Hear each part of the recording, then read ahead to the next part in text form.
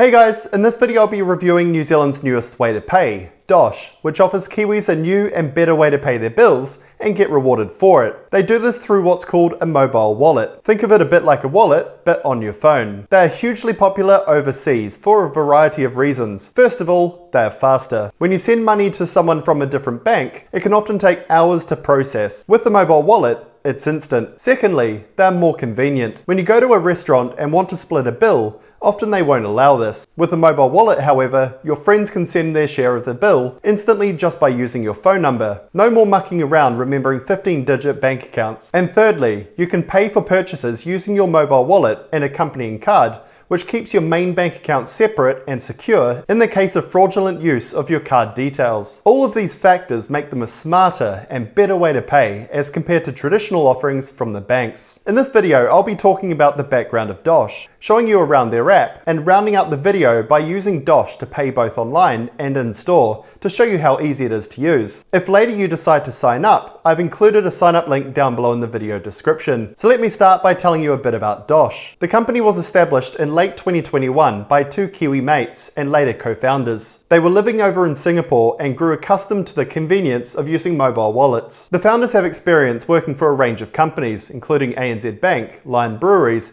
Deutsche Bank and Spark. They decided to bring the technology back home to New Zealand to disrupt the more traditional and slow payments market that we've come to accept. I can relate to this, as when I lived in Singapore, mobile payment services such as PayNow and PayLah were widely adopted for their speed and their convenience. It's great for users, as you can simply pay others just with their phone number and instantly, instead of having to key in lengthy bank account numbers, as is still common here. And shops enjoyed it too, as they could receive payments from customers and avoid costly card processing fees as high as 2.5%. Since Dosh was launched, they have raised about $6 million in funding from investors and have featured in leading publications such as the New Zealand Herald, Business Desk and Scoop. The Edge radio station also ran a promotion with Dosh as their key sponsor. Canstar, a widely regarded Australasian comparison tool for financial products, also awarded Dosh an Innovation Excellence Award last year in recognition of bringing this new technology to the country. So that gives a brief overview of Dosh and the presence they've established after about a year and a half of operations. So let's now take a look at their app. To start, head over to the iOS or Android App Store to download their app, simply called Dosh. To sign up, you'll need to agree to their terms and provide your phone number. This is required for two-factor authentication, and so Dosh knows your number for when others try to send you money. After that, you'll need to provide some identification details, such as those on your driver's license or passport. This allows them to tie the account to you. Once that's all done, you'll have access to your very own Dosh account, which can start making and receiving payments. You can also request a Visa card, which allows you to spend your money just as you would with a regular card. I did this, and the card arrived in my letterbox about 2 days later in very nice packaging. The card itself looks pretty great too, coming with all the bells and whistles, including PayWave, a chip, all powered by Visa. Later in this video, I'll try using this to buy things online and in store. So that summarizes setting up the account and requesting the card.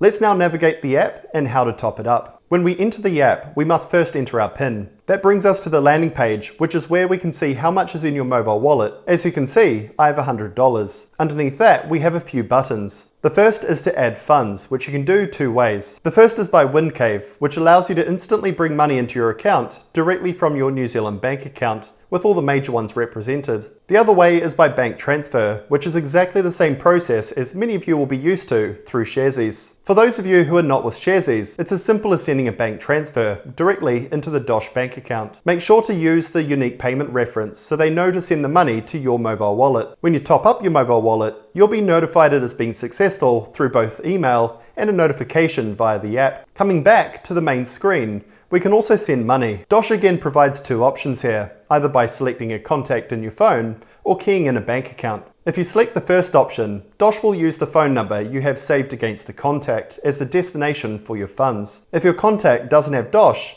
that's no worries at all. It will simply request them to join to receive the funds. If they have Dosh on the other hand, the amount will instantly appear in their mobile wallet. So this makes it an easy and quick way to send money to others. The second option, which is to send a bank account, acts just like internet banking and can take up to a couple hours. You can also save a payee or create a new one for regular payments. One unique use case for Dosh is having the ability to request a payment, either by selecting a contact or creating a QR code for them to scan and send funds. Selecting the first option will send them a message requesting they send you funds from their Dosh wallet, and the second option prepares a QR code that others can scan to send you a fixed amount requested. This makes it really easy to split a bill and have everyone scan the code to pay equal amounts or request specific amounts from several people. At the bottom of the screen, in the middle, you also have a quick access button which allows you to send or request funds from anywhere on the app. And the final option allows you to either scan a code or produce your own to send or receive funds from others. So as you can see, the app is really simple but powerful to use.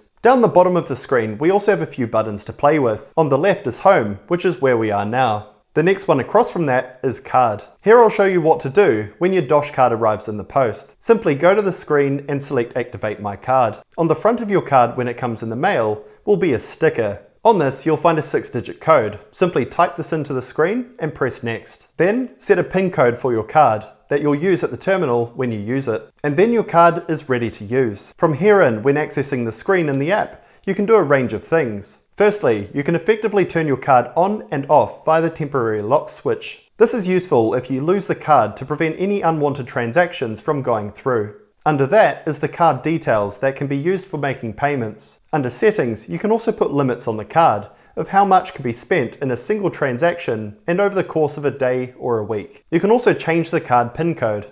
After that, you also have the option to report the card as being lost or stolen. And finally, you can also request a new card if it stops working or is damaged.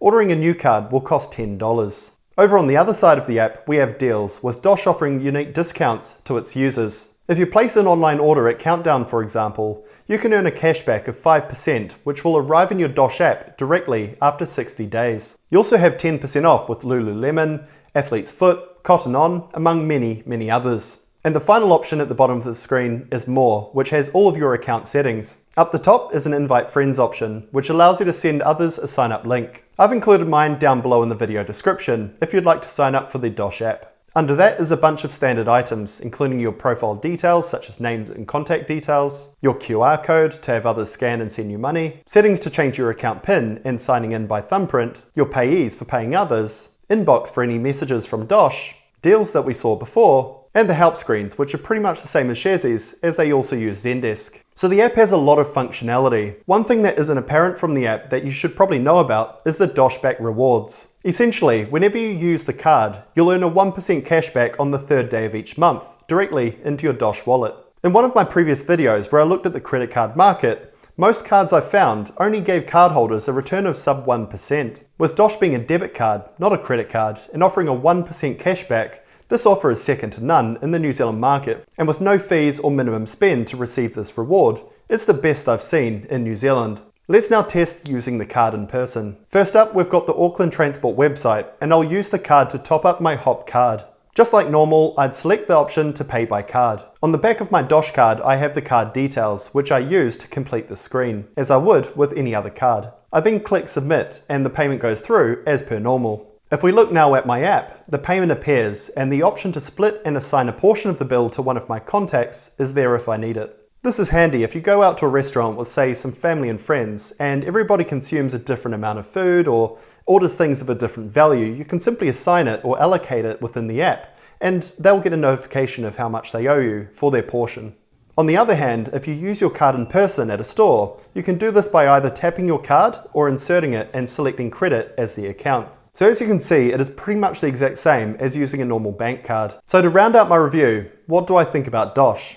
Personally, I'm a huge fan, and I'm not getting paid by Dosh to say this. First off, from the packaging to the app UI, this company and its offering has been created to such a high standard, and it really sets a benchmark in the market. Second, the technology will bring so many benefits to its users, including instant payments, convenient bill splitting, sending and requesting funds through just a phone number, and having the ability to use it like a prepaid debit card. So it serves quite a variety of uses. And thirdly, the rewards and deals the cards offer, all for free, are just the cream on top. In the past, you'd need a credit card to get these kinds of deals. Amex, of course, have their Shop Small promo, and ANZ has a cashback credit card which only offers $1 for every $150 spent, Whereas with Dosh, of course, you get $1 for every $100 spent. I wasn't sponsored to make this video, but just wanted to share my experience of using the Dosh card and give an honest opinion. I saw that nobody else on YouTube had done a review like this, but I thought, you know, this card is such a good offer, somebody needs to do it. I truly enjoyed using this card, and if you think it would suit you as well, please make sure to download the Dosh app either on the Apple or Android App Store. When signing up, please make sure to use my code down below in the video description. I hope you enjoyed this video, and if you did, please make sure to subscribe to my channel down below to see more content just like this in the personal finance and investing space. Thanks for watching, and I look forward to catching you on the next one. Cheers.